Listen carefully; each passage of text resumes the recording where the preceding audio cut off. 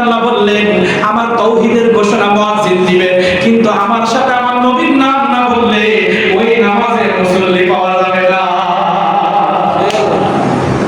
এজন্য আল্লাহ বলেন ইযা যুকিরতু যুকিরতা মাই, আমি আপনার নবী আপনাকে পৃথিবীর জমিনে এমন ভাবে আমি ফিট করে দিয়েছি, মানুষ একবার যদি আমারে ডাকে আপনার 10 বার ডাকা লাগবে। তার দলিল কি? আল্লাহ তাআলা বলেন আকিমুস সালাত, তোমরা পৃথিবীর জমিনে নামাজ কায়েম করো। এই বলে কোরআন স্টার্ট হয়ে গেল। আল্লাহ তাআলা বললেন, আল্লাহ রাব্বুল আলামিন একবার বলেছেন আকিমুস সালাত, এ পৃথিবীর ইমানদার তোমরা নামাজ কায়েম করো, আর তো কিছু বললো না। এইবার আমার রাসূল সাল্লাল্লাহু আলাইহি ওয়াসাল্লাম নামাজ কায়েম করতে গিয়ে 13টি ফরজের আবিষ্কার করলেন। বলেন, একবার আল্লাহ বললেন নামাজ কায়েম করো, আর নামাজ কায়েম করতে গিয়ে আমার রাসূলকে কতবার স্মরণ করতে হয়েছে।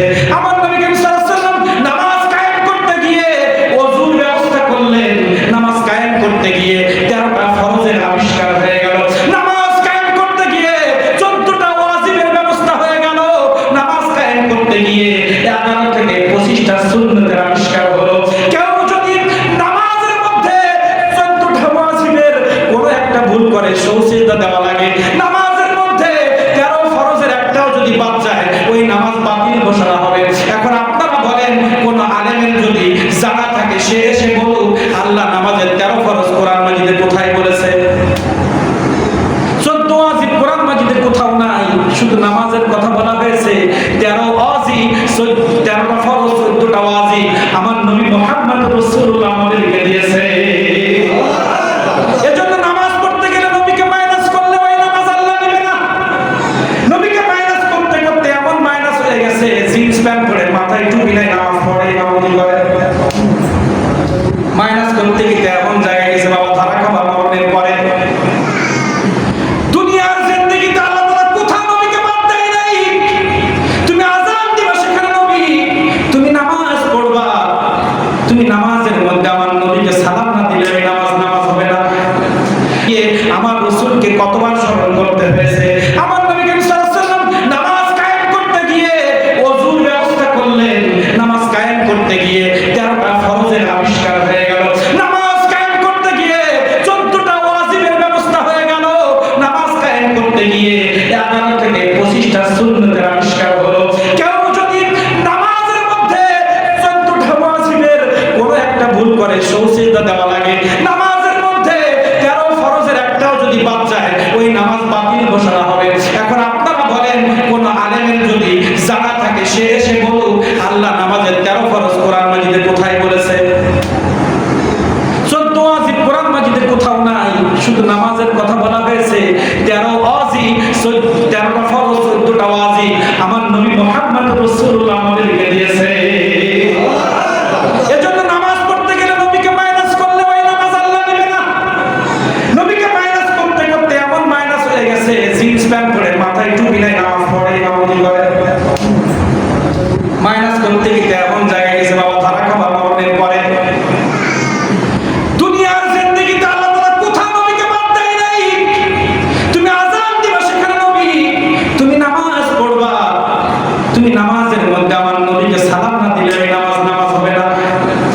নামাজের ভিতরে কাউকে সালাম দেওয়া যায় না। নামাজের ভিতরে কাউকে সালাম দেওয়া যায় না। নবীকে সালাম না দিলে নামাজ তো ভাই হয় না। নামাজের ভিতরে কাউকে সালাম দেওয়া যায় না। নামাজের ভিতরে কাউকে সালাম দেওয়া যায় না। নবীকে সালাম না দিলে নামাজ তো ভাই হয় না। তাই নামাজের মধ্যে আমার নবীর নাম নিলে নামাজ হচ্ছে না। আযানের মধ্যে আমার নবীর নাম নিলে আযান হয় না। আপনি হজ করতে যাবেন, হজের ফরজ 13টি, কিন্তু ওয়াজিব আছে। ওয়াজিব কোথায় পাবেন? সুন্নাতগুলো কোথায় পাবেন? নবীজি করিম সাল্লাল্লাহু আলাইহি ওয়াসাল্লামের জিয়ারত না করলে হজ কবুল হচ্ছে না।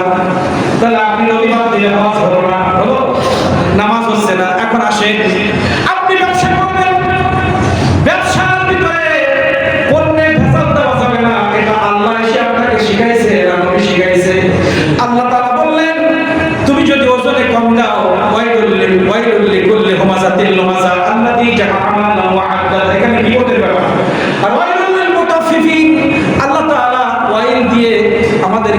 বলছেন তোমরা যদি ওজনের মধ্যে কম দাও এই দোষকে থাকা লাগবে। এখন আমার নবী মুহাম্মদুর রাসূলুল্লাহ পৃথিবীতে যদি না আসতো তাহলে আমরা সবাই জাহান্নামে থেকে যাইতাম। কিভাবে ওজন দিতে হয় আমরা শিখতে পারতাম না। কামার গিলাফ ধরে কোন পদ্ধতি তাওয়াফ করলে আল্লাহ খুশি হয় আমরা এই তাওয়াফ শিখতে পারতাম না। কিভাবে সিজদা করলে আল্লাহ খুশি হয়।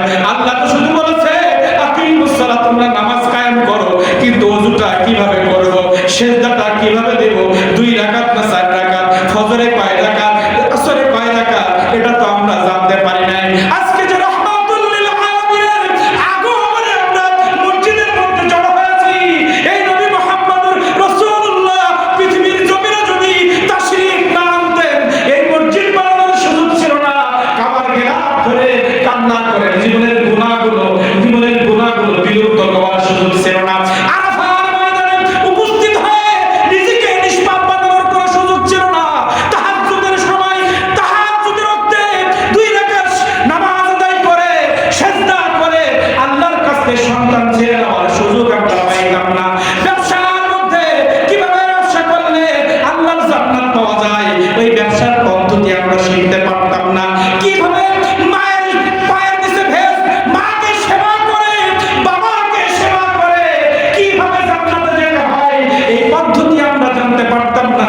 সন্তানকে কিভাবে লালন করলে ওই সন্তান আদর্শবান সন্তান হবে এটা আমরা জানতে পারতাম না।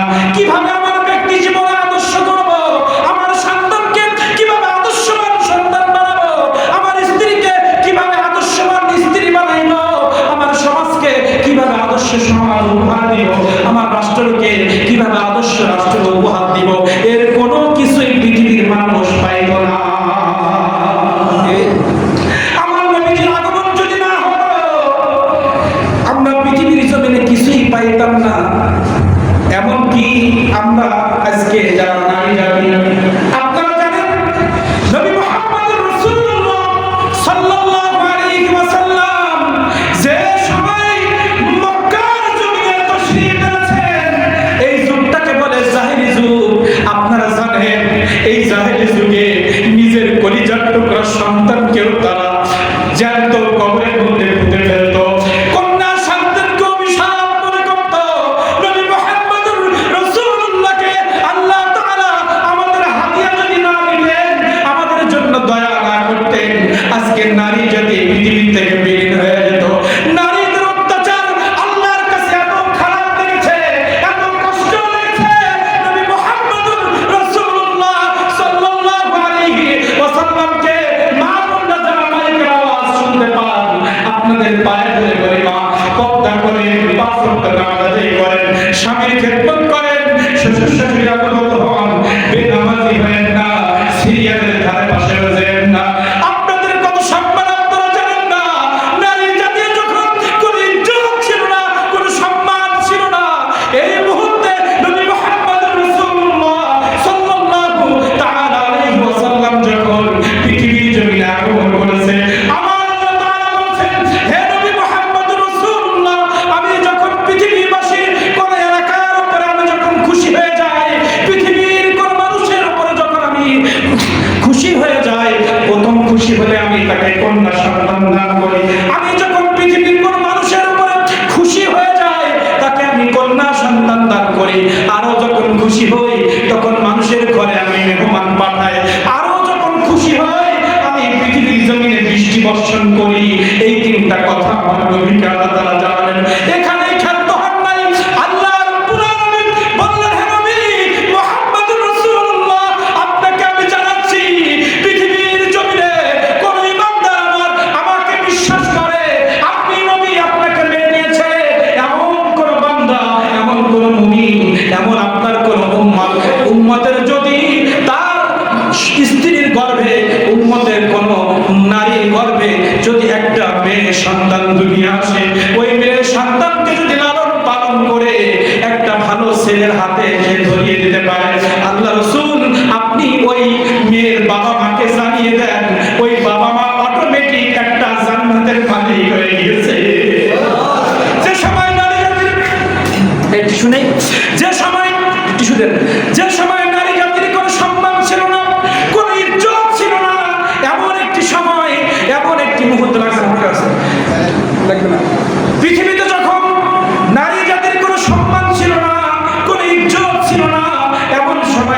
জাতিকে মহব্বত করে আল্লাহ রাব্বুল আলামিন। কারণ আমার আল্লাহ রাব্বুল আলামিন পৃথিবীতে লক্ষ লক্ষ নবী পাঠিয়েছে, সবাই কোন না কোন মায়ের গর্ভে আসছে। পৃথিবীতে যারা জান্নাতি হয়েছে লক্ষ লক্ষ সাহাবা পৃথিবীর জমিনে আসছে। এই সাহাবাগণ আল্লাহর গোলামি করেছে, এই সাহাবীগণ কোন না কোন মায়ের গর্ভে আসছে। পৃথিবীতে এই বাংলার জমিনে যত আউলিয়া কিরাম ইসলাম প্রচার করেছে, এই আউলিয়া কিরাম মায়ের গর্ভ থেকে দুনিয়া আসছে। এজন্য মা, আপনাদের পেট, আপনাদের চেহারা, আপনাদের শরীরের, আপনাদের